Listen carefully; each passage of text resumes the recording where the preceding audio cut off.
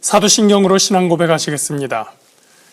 전능하사 천지를 만드신 하나님 아버지를 내가 믿사오며 그 외아들 우리 주 예수 그리스도를 믿사오니 이는 성령으로 잉태하사 동정녀 마리아에게 나시고 본디오 빌라도에게 고난을 받으사 십자가에 못 박혀 죽으시고 장사한 지 사흘 만에 죽은 자 가운데서 다시 살아나시며 하늘에 오르사 전능하신 하나님 우편에 앉아 계시다가 저리로서 산자와 죽은 자를 심판하러 오시리라.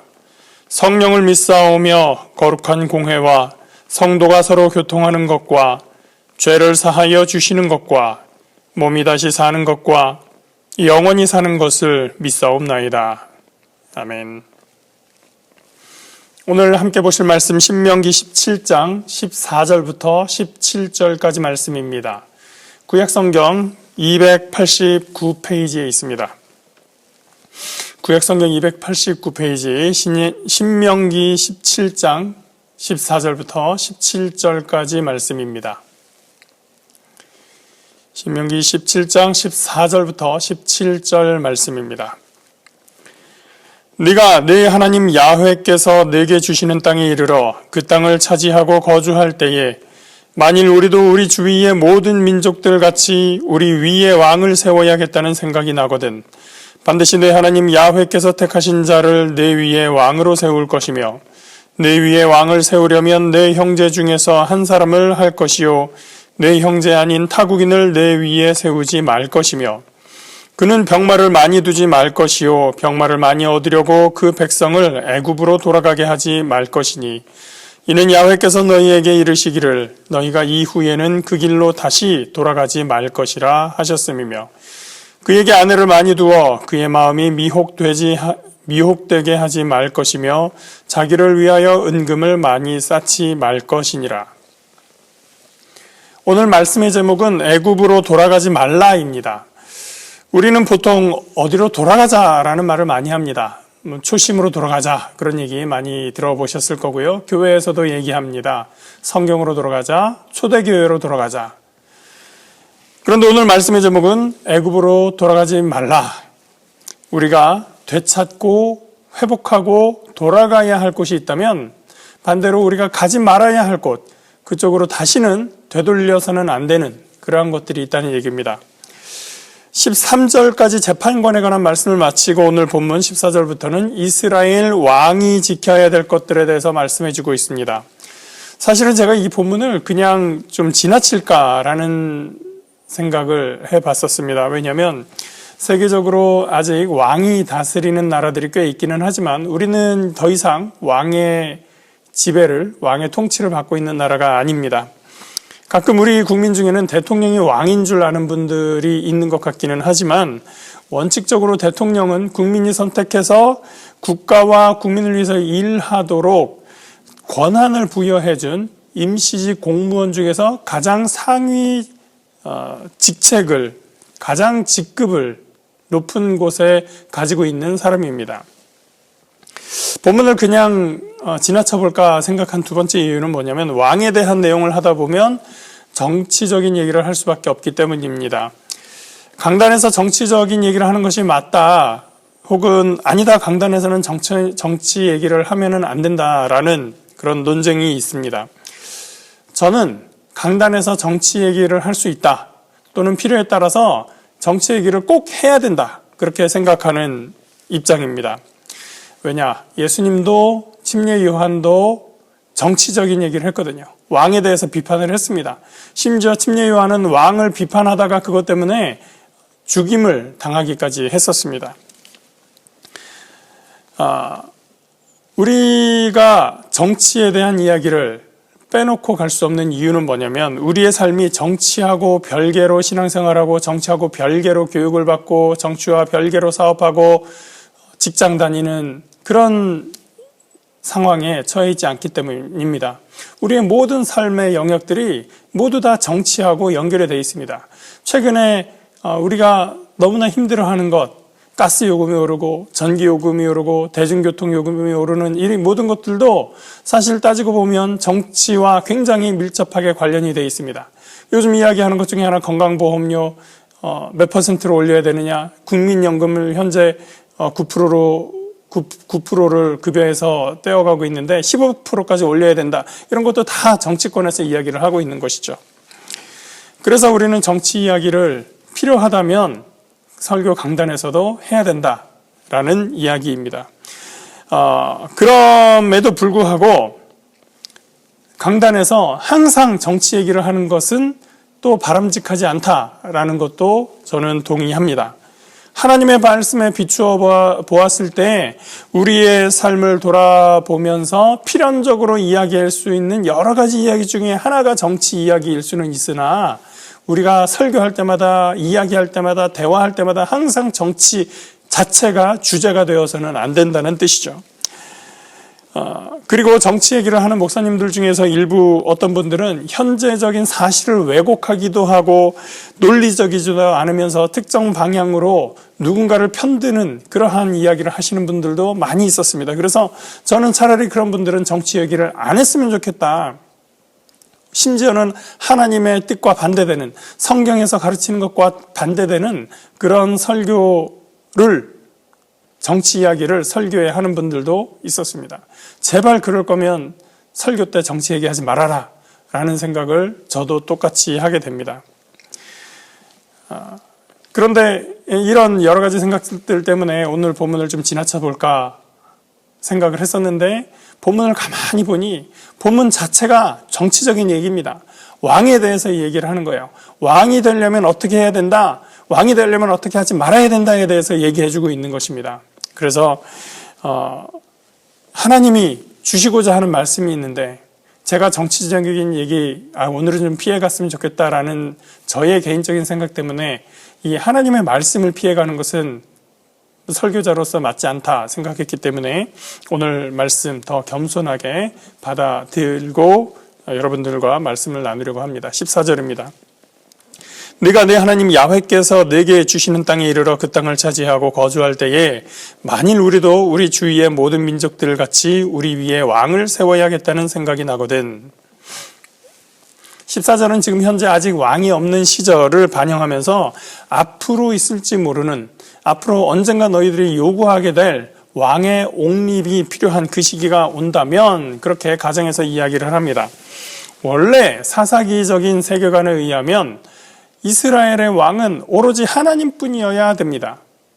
그런데 사람들이 하나님을 왕으로 의지하지 않고 다른 나라, 다른 이방 족속들이 하는 그 방식을 그대로 받아들여서 우리에게도 왕을 달라라고 하는 것이, 그래서 하나님이 왕이시지만 하나님을 왕으로 여기지 않아 그들이 왕 없이 사는 것처럼 그렇게 살아가는 것이 이스라엘의 모습이었었습니다.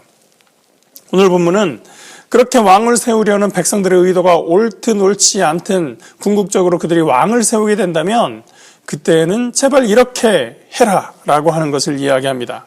그 왕은 어떻게 이스라엘을 통치할 것인가? 15절입니다. 반드시 내 하나님 야훼께서 택하신 자를 내 위에 왕으로 세울 것이며 내 위에 왕을 세우려면 내 형제 중에서 한 사람을 할 것이요 내 형제 아닌 타국인을 내 위에 세우지 말 것이며.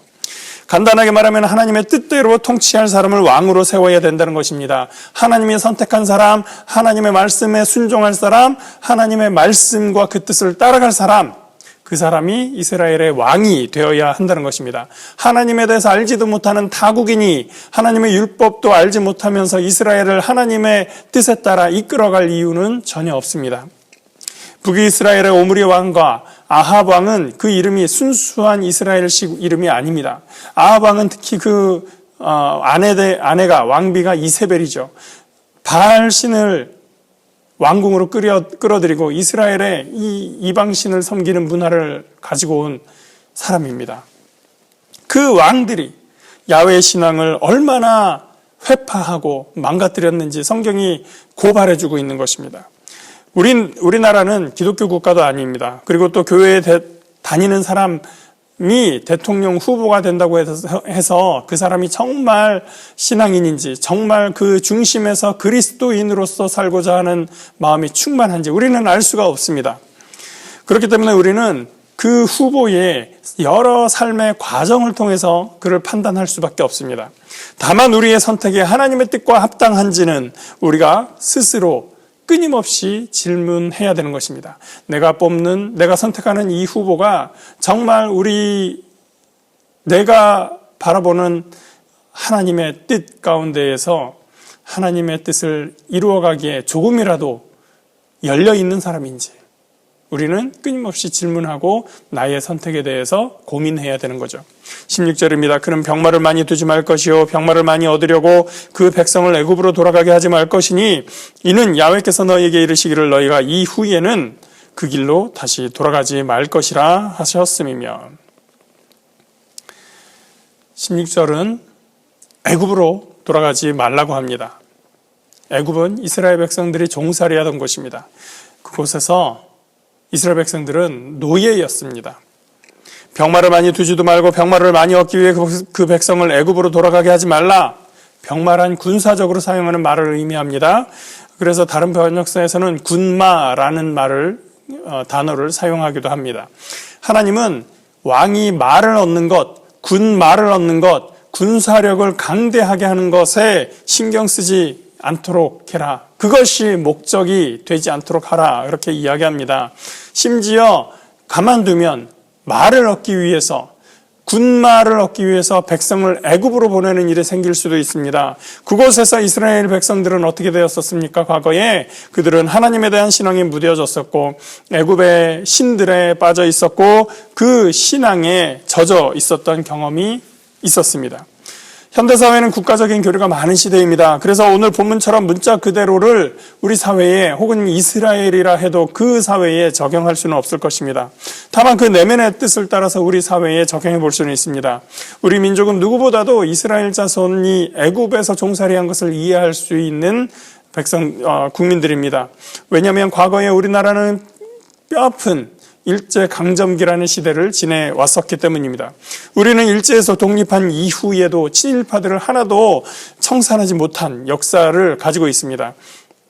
친일파들이 일제강점기에 우리 국민들을 탄압하고 일제의 힘을 빌어서 재산을 축적하고 국가 권력을 유지했는데 독립한 이후에도 그들은 사죄하지 않았고 재산도 그대로 보유했고 심지어 국가 권력의 주요 위치에 그대로 앉아 있어 왔습니다.